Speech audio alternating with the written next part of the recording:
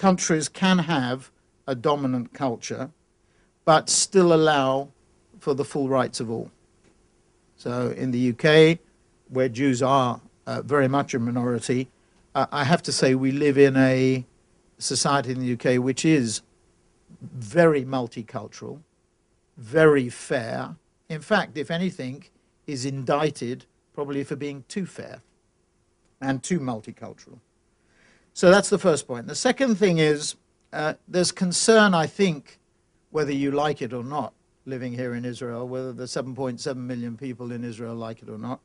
There's concern from your supporters around the world, both Jews and non-Jews, regarding the building of a fair society here in Israel.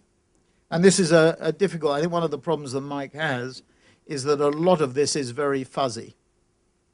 A lot of it is about feel good and about doing good, which is not easily demonstrable. It's really about a frame of mind and a cultural change that is quite difficult. At the end of the day, it's changing a frame of mind, it's changing an approach, and that's fundamentally much more difficult.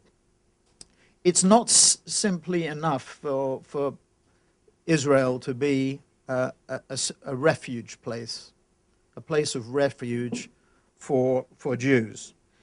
We look around the world for Israel to become a thriving community. The general consensus has been that free trade, democracy, greater liberty has been beneficial for societies because they've grown economically and they've grown stronger. And we see the strength of Israel being dependent on a strong economy.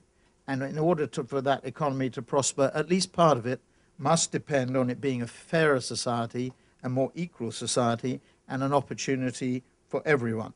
And we, WPP, its clients, I'm sure, would like to help. The third thing I want to just say is that I think Mike deserves, and his colleagues deserve, a considerable amount of praise for embracing a difficult concept, as I've said.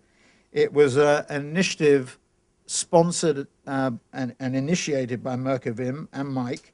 And as I said, it's based on 15 NGOs from different backgrounds having to work strategically together as a unit.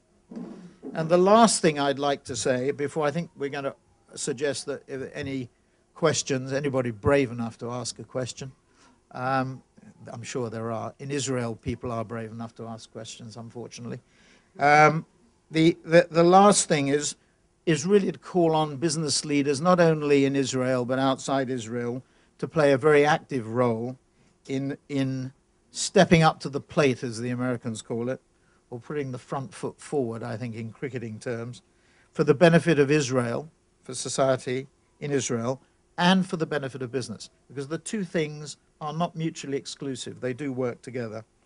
And I think it would be appropriate at this stage to mention again the work that Adler as an agency has done, and companies such as Google, not only our own company, not only Peter Dart and our own company at WPP, but also companies like Google, and I think others are going to be involved in supporting this initiative and developing it further. And mention companies like Strauss, for example, that have been in the forefront of developing diversity and equality in the workplace, which is critically important.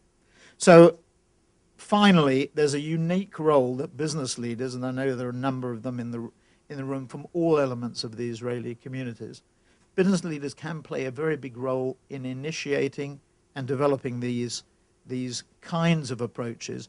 And so I look forward to working not just with Mike and his colleagues at Kulanana, but also with Adler and indeed our other businesses here in Israel to stimulate this initiative still further. Thank you very much.